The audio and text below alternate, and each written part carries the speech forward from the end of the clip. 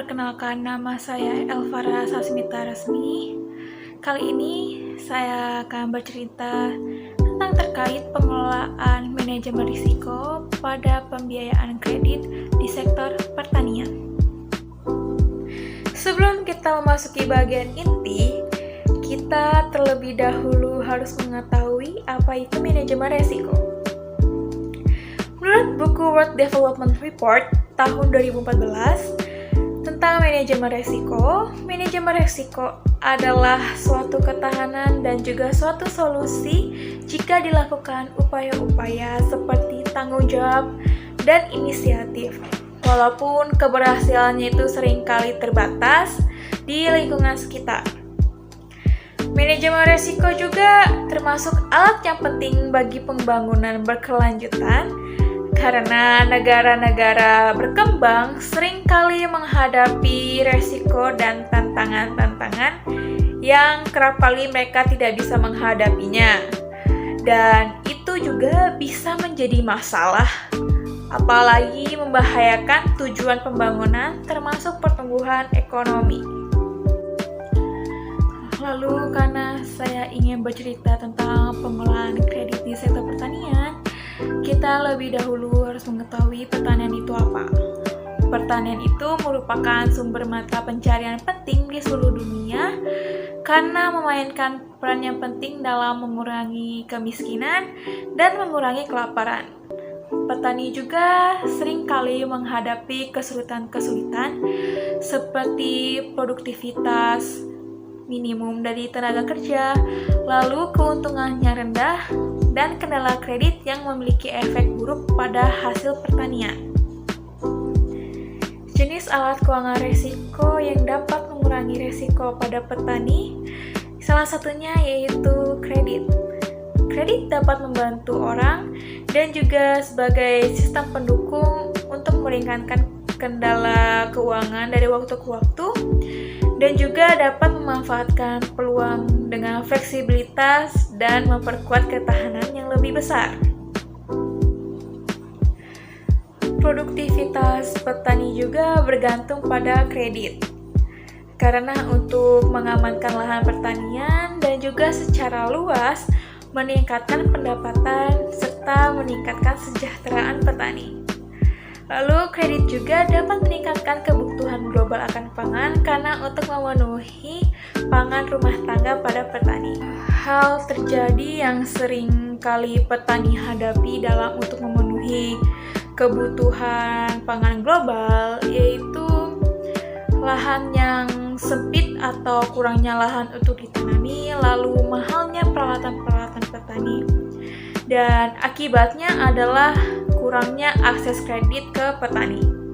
Menurut Jacobson tahun 2013, adanya persaingan lahan produksi pangan antara bioproduksi bahan bakar dan migrasi desa-desa ke kota. Untuk meningkatkan produksi pangan, berbagai strategi telah dirancang oleh pemerintah dan pemangku kepentingan di semua tingkatan. Salah satu strategi tersebut adalah pembiayaan pertanian, yaitu pembiayaan kredit untuk meningkatkan produktivitas, sementara yang lain fokus pada keragaman pertanian. Menurut Omondi, pada tahun 2019, potensi pertanian untuk memenuhi kebutuhan masyarakat sangat berbeda-beda antar negara. Produksi pangan sangat signifikan karena kekurangan produksi pangan menyebabkan merosotnya mata pencaharian dan ketahanan pangan pada rumah tangga petani. Dari semua hal positif yang saya ceritakan tentang pembiayaan kredit, dan pastinya ada hal negatif atau kendala-kendala yang bisa menghambat perekonomian pertanian di negara agraris. Kendala kredit dapat mempengaruhi output, investasi, pendapatan, dan kesejahteraan petani karena akses terhadap kredit menggambarkan fungsi penting dalam perluasan pendapatan dan investasi. Kendala kredit juga tidak hanya mengurangi produksi pertanian, tetapi juga dapat memperlambat pertumbuhan ekonomi di daerah terpencil terpencil dan juga mengakibatkan akses terhadap kredit yang dapat memberdayakan potensi petani untuk memenuhi kebutuhan anggarannya yang memfasilitasi investasi yang lancar dalam input, peralatan, dan investasi produktif. Kredit terbatas membatasi petani dalam tindakan penciptaan kekayaan, seperti kelangkaan barang-barang ekonomi pertanian dan kurangnya akses ke kredit dapat mempengaruhi kesejahteraan petani yang terdiri dari produksi petani, rezekinya, dan ketahanan pangan. Bisa dibilang kendala kredit ini adalah suatu kegagalan kebijakan dan akses yang tidak memadai yang mengarah ke pinjaman kredit yang dianggap sebagai kendala kredit yang sebagian besar menghambat petani untuk meningkatkan standar hidup, kesejahteraan, dan meningkatkan produksi pertanian. Di negara berkembang, petani biasanya terhambat oleh kendala kredit dan pendapatan yang tidak mencukupi. Karena dengan itulah mereka tidak dapat memberi jaminan untuk kredit bank. Kendala kredit berdampak negatif pada kesejahteraan petani, dan petani yang dibebaskan dari kendala kredit memiliki pengeluaran bulanan yang relatif lebih tinggi dibandingkan dengan petani yang dibatasi oleh kredit. Untuk memfungsikan produktivitas pertanian secara efektif, kendala pendanaan internal atau eksternal juga memainkan peran penting, seperti mengkombinasi faktor pembiayaan eksternal dan internal yang mempengaruhi secara signifikan pada produktivitas pertanian, dan karena arus kasnya juga yang tidak mencukupi, banyak peternak menuntut keuangan eksternal. Di sini saya mengambil dua contoh negara, yaitu negara Pakistan dan negara Nigeria. Karena kedua negara tersebut memiliki mata pencarian utama, yaitu pertanian.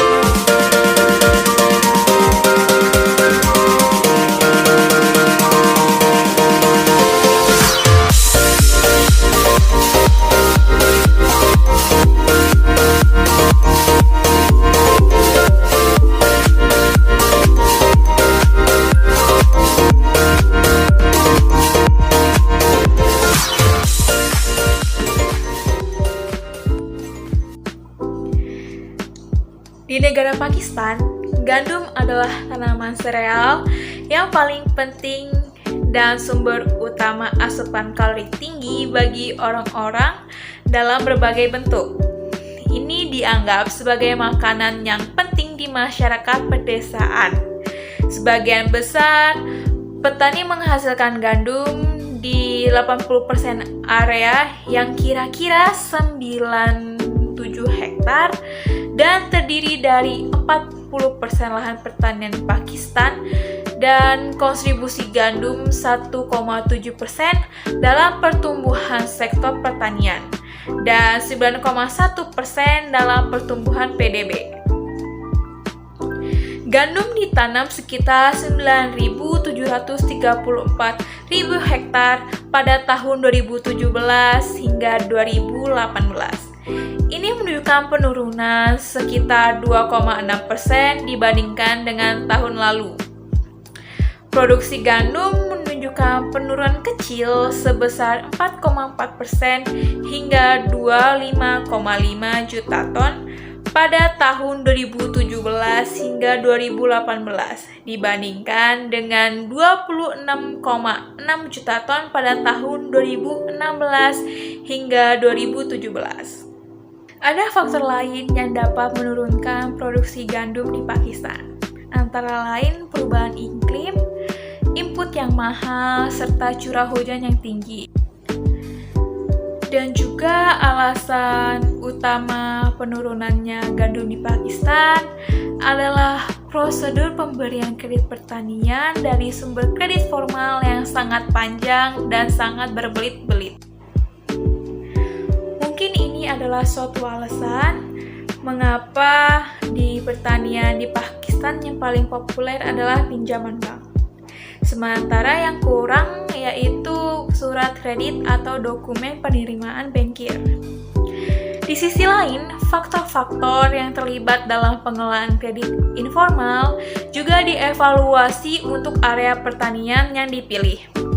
Ini dilakukan dengan mempertimbangkan tanah sebagai faktor argumen untuk pengembangan daerah pedesaan dan kendala kredit.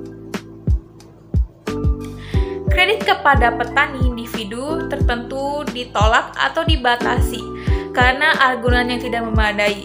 Biasanya beberapa metode digunakan untuk agunan seperti tanah pertanian, properti komersial, jaminan tuan rumah, jaminan yang ditawarkan oleh tetangga atau kerabat, dan sumber lainnya.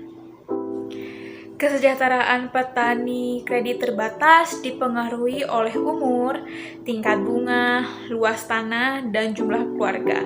Sedangkan pendapatan petani kredit terbatas dipengaruhi oleh tingkat bunga dan luas tanah.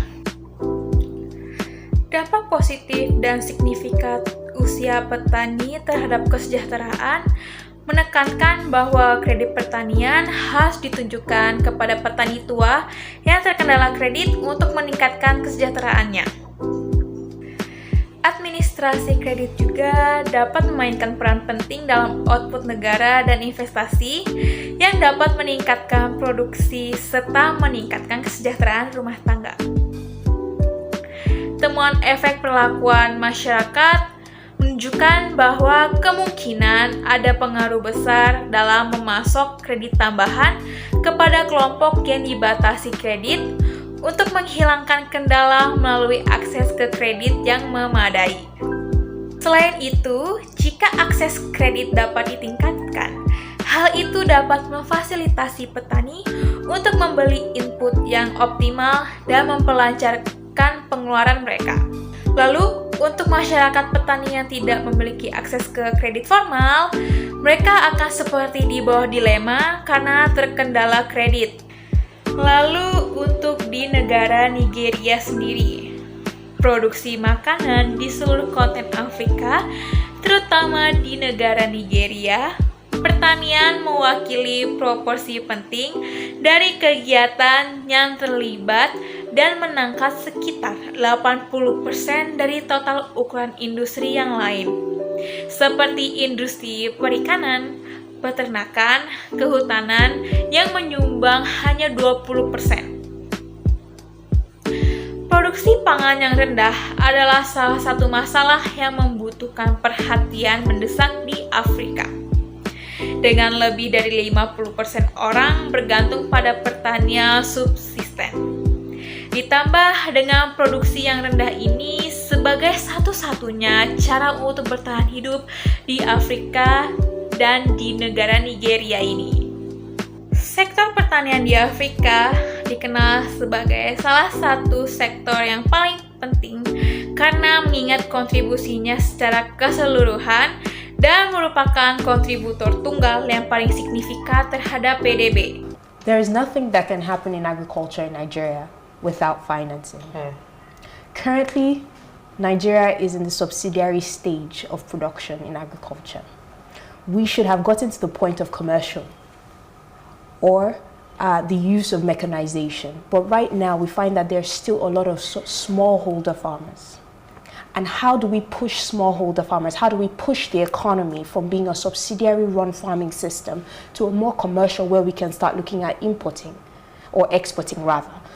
Now, the issue with that is that there is no money to push the value chains forward. Farmers are not open or allowed to get funding more so through banking. It's really difficult, I would say, for funding to move through the value chains. But for value chains to be streamlined, there is a lot of fragmentation in our value chains. And for that to be streamlined, there is need for excessive funding to be pumped into these various value chains. Nigeria was once a giant in agriculture, and funding was available. A lot of resources were coming in at the time where Nigeria was on the top of the game in terms of cocoa, in terms of groundnut. But right now, we've shifted our focus to crude oil. And for us to go back to that place where our value chains are able to sustainably push an economy of export, we need financing to run through the system.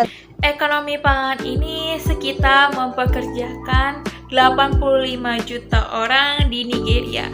Karena rendahnya tingkat produktivitas pertanian akibat rendahnya keterlibatan dalam pertanian. Ada faktor lain, yaitu karena inflasi dan juga faktor internal lainnya seperti krisis dan konflik, serta kurangnya pelindungan sosial untuk mengurangi dampak perubahan iklim yang membuat pertanian tidak menarik untuk pekerjaan. Dalam upaya meningkatkan pembiayaan pertanian, pemerintah Nigeria menerapkan beberapa program yang meliputi agenda transformasi pertanian, pinjaman jangkar, skema kredit pertanian komersial, dan dana skema jaminan kredit pertanian. Berbagai negara bagian juga telah mendukung pemerintah federal dengan menerapkan strategi pendanaan untuk membuka pertumbuhan produk pertanian dari keunggulan komparatif di Nigeria. Program-program di atas itulah dilaksanakan untuk memperdalam pasar kredit agribisnis. Di akhir cerita ini, saya akan menyimpulkan bahwa konsumsi dan pendapatan mungkin sangat penting dalam meningkatkan tingkat kesejahteraan pedesaan dalam ekonomi agraris. Dan mungkin saja banyak mengalami berbagai resiko yang akan dihadapi oleh para petani di ekonomi agraris. Maka dari itu, bisa saja alat keuangan resiko, salah satunya kredit ini, bisa mengurangi dampak-dampak buruk. Dan juga, kebijakan kredit pertanian ini harus disesuaikan secara khusus untuk memfasilitasi tingkat suku bunga yang fleksibel bagi petani.